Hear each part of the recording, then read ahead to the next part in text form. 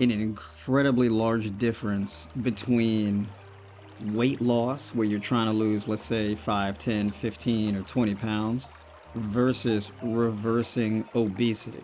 Right? These are very different things that require very different approaches. And the reason why is because one is a chronic illness and the other one is not. Let's say you've been getting a bit carried away with your diet, having one too many cheat meals, right? Something like that, maybe snacking a bit too much. And so you gain an extra 5, 10, or 15 pounds, right? Sure, move more, right? Eat a little less, right? Tighten up when it comes to your diet, right? Make some moderate adjustments to how you eat. But if you're trying to lose 50, 75, 100 plus pounds, this is a fundamentally different thing. In my experience of helping people to reverse chronic illnesses and lose weight, one thing that I come to notice, and this will blow some people's minds, most people who are extremely overweight, meaning obese, right? 30+% body fat, 45, 50% body fat.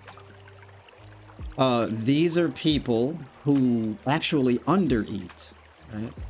Talking about people with body fat percentage this high. You have a woman who's 5'4", 230 pounds, and eats roughly 12 to 1400 calories a day.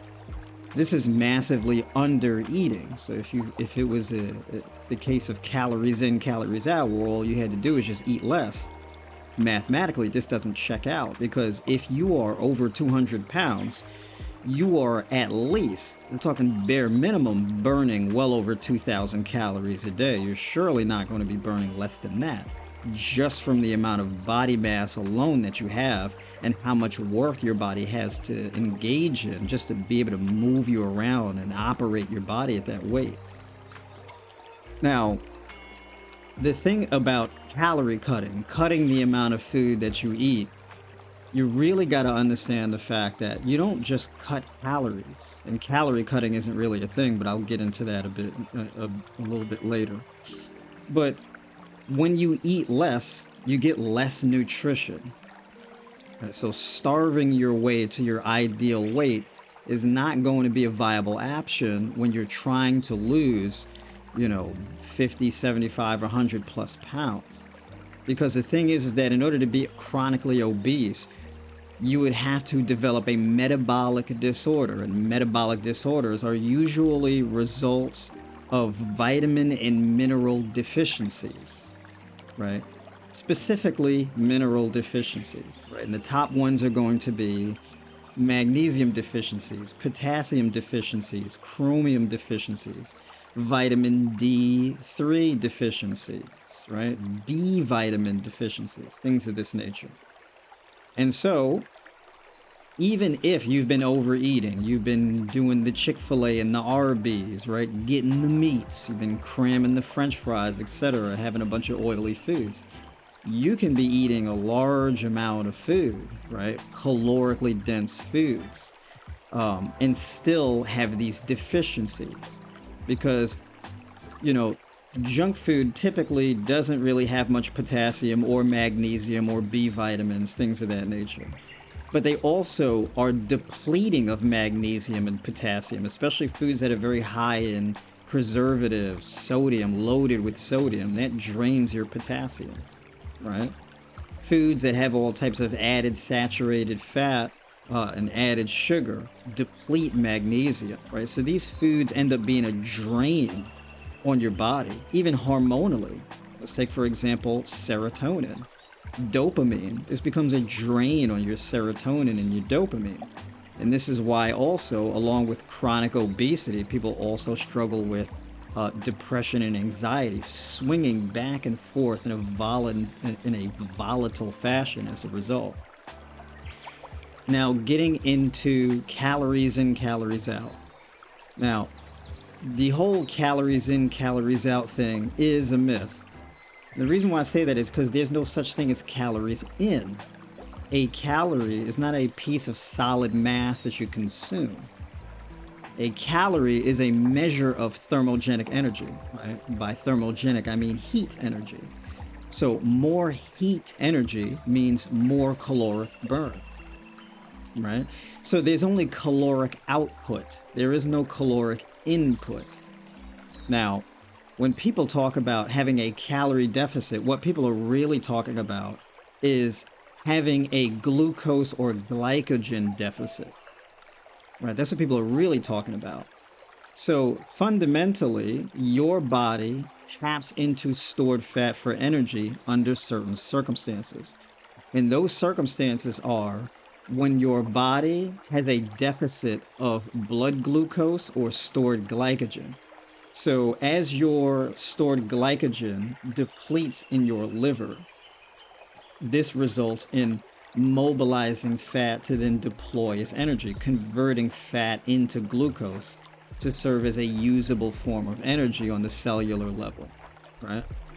By the way, when I say glycogen, glycogen is stored glucose. So when your body stores glucose, it stores it as what we call in the scientific community glycogen, right?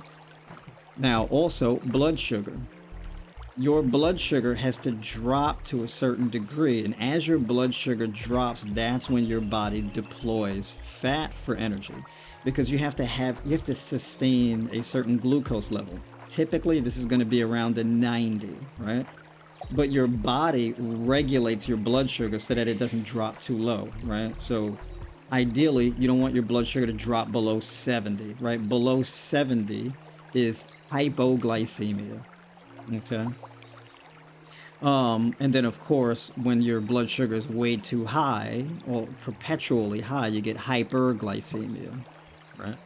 But when your blood sugar is perpetually elevated, that means that you have poor insulin sensitivity, meaning that your body doesn't effectively shuttle glucose into the cells of your body. And the thing is that in order to use glucose for energy, your cells have to absorb that glucose and convert it into usable energy in the form of ATP, for example, right? Which is necessary in order to engage in just general metabolic function, like muscle contractions, right? Things of this nature.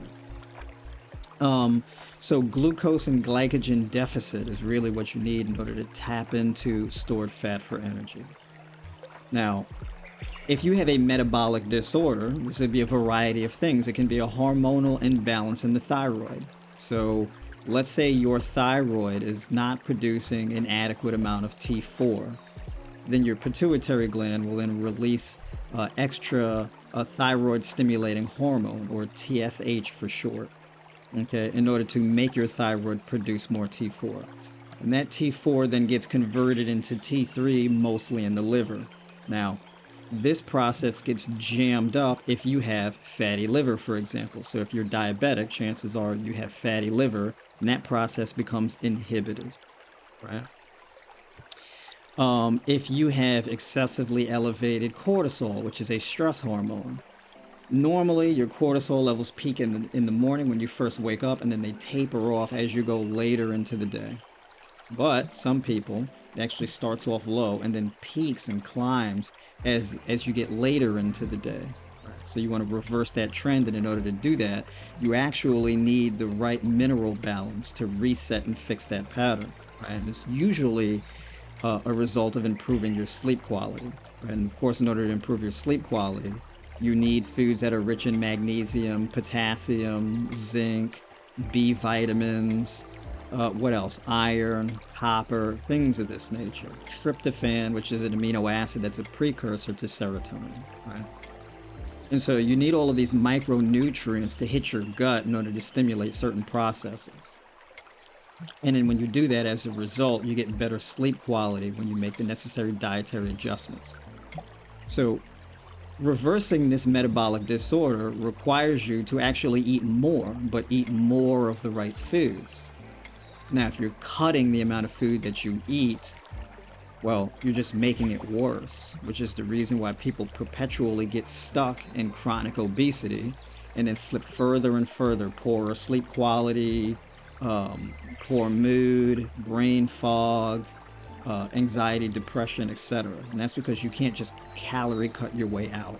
You have to eat more of the right foods that are going to create an abundance in your body to then fix your hormones, raise your mineral profile, alkalize your body, to reset your body, to start getting your metabolism to function correctly. Hit the link in the description and become a Tribe by Noir member. You'll get access to my high raw vegan guide and diet plan. And that contains diet plans according to different goals, as well as guides that explain the methodology. So you'll get recommended forms of supplementation, recipes, and full diet plans for reversing type 2 diabetes, high blood pressure, leaky gut, improving your gut microbiome, pretty much any other chronic illness you may be dealing with.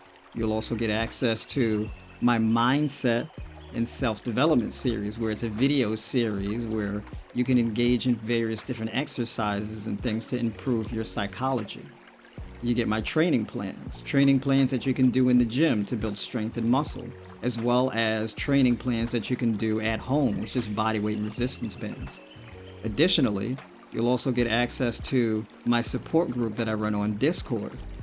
It's a burgeoning community where we have the 10K Club, where we do 10K steps per day and post a screenshot and motivate each other to get those miles in as far as cardio is concerned. We got the Fruit Bowl Challenge, where we post our fruit bowls in the Discord, right? Showcasing our meals and our meal prep, encouraging and inspiring each other. So if that's something that sounds good to you, definitely hit the link in the description and jump in. I look forward to seeing you in there.